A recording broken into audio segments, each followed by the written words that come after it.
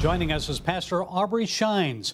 Pastor Shines heads up Glory to Glory Ministries out of Temple Terrace, Florida, and he's actively serving with various organizations that engage with and promote family and spirituality in American society and culture. Pastor Shines, thanks so much for joining us today. So everyone is talking about President Trump's upcoming decision about the U.S. Supreme Court, who he'll appoint to fill Justice Kennedy's vacancy. So who would you like to see him appoint? Any favorites?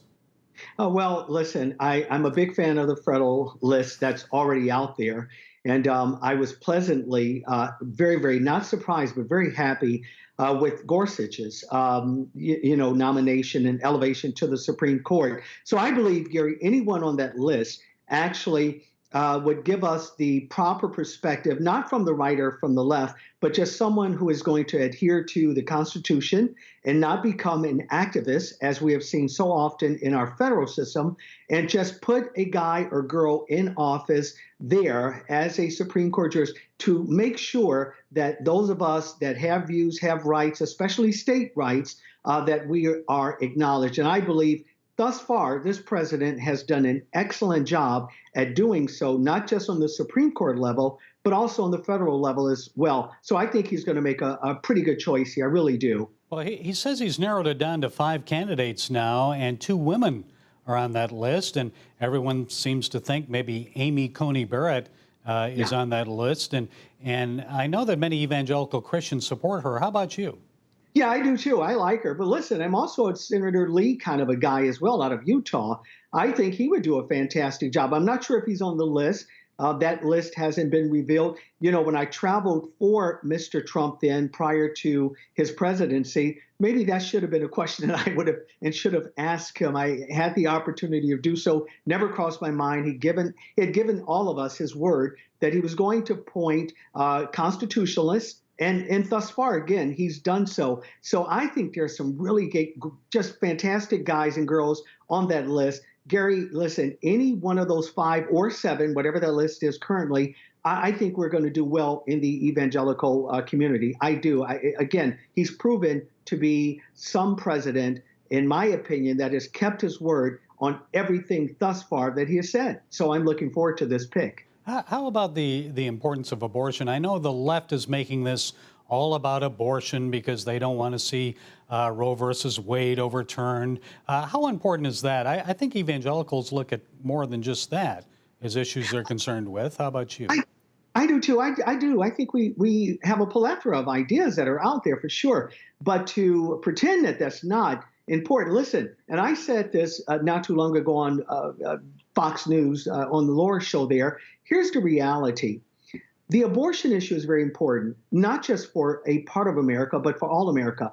And I don't think a lot of people, Gary, really realize that this whole idea of Planned Parenthood really kind of stemmed out of Margaret Sanger. She was a racist, didn't believe that any other ethnic group other than hers had a right to survive and live. And her real target was anyone that was not of her descent.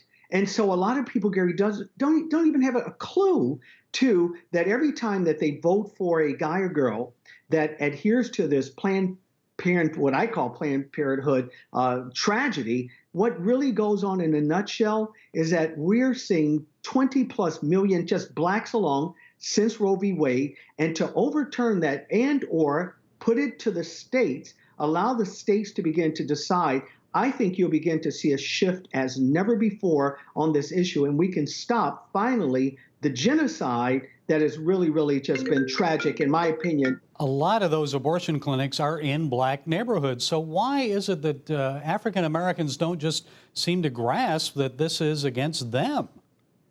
Gary, I put out a video. I'm not sure if you guys saw it. I actually gave the video over to a super PAC group during the election. It went into 60 million homes. On that video, I kind of had a chronology of where this idea come from. And here's the sad part. Most blacks had zero clue as to the etymology of this word, and that is abortion. They had no clue. They didn't know that it came from this white racist. They didn't know how it impacted their community. And what we found in this video when we began to share with pastors and bishops across the country was that They didn't have a clue. They didn't know that this was something that was designed to destroy an entire ethnic group. And so, with that being said, we began to share this, and the eyes that began to open, it was beyond your imagination. And it goes back to, in my opinion, the heart of your question, which I believe is this. When people begin to realize the history of abortion, its real objective, all of a sudden they begin to have a change of heart and a change of mind. And I'm appalled personally that my tax dollars have ever gone to do something that I just have, I'm incensed by it, to be very, very candid with you, that I would have to pay for someone to do something of this magnitude. I believe, Gary, once that information is out there, I believe there's a change of heart and mind. And we saw that, by the way, in the election in 2016. On another subject, we saw recently a number of protests around the country against the president's immigration policy. Yeah. So what do you think? Is Donald Trump pursuing the right course of action? Oh, absolutely. I was on a show very recently, and I shouldn't have done this, but I really enjoyed doing this, and it's just a pure confession.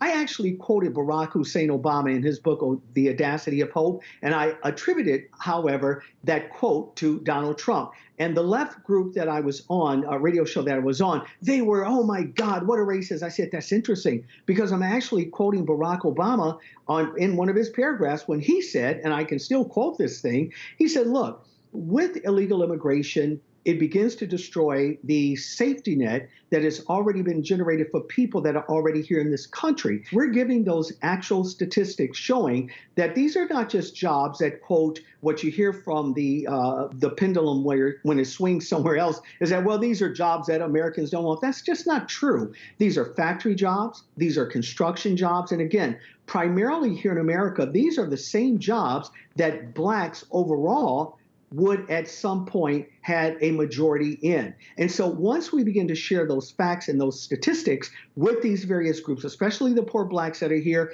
they begin to echo our position. I believe it was Pew that recently came out showing that the majority of blacks in America actually support the president's position in building a wall. Why? They understand the economic impact that illegals that are here has on them specifically. And when that message is conveyed, Gary, we're seeing just, again, this exodus away from what I call the plantation of the Democratic Party and everything that it stands for. We're very vocal on this issue here. This is why we are supporting this president. And again, Gary, this is why the majority of the blacks in this country support this president, even as it relates to the immigration issue.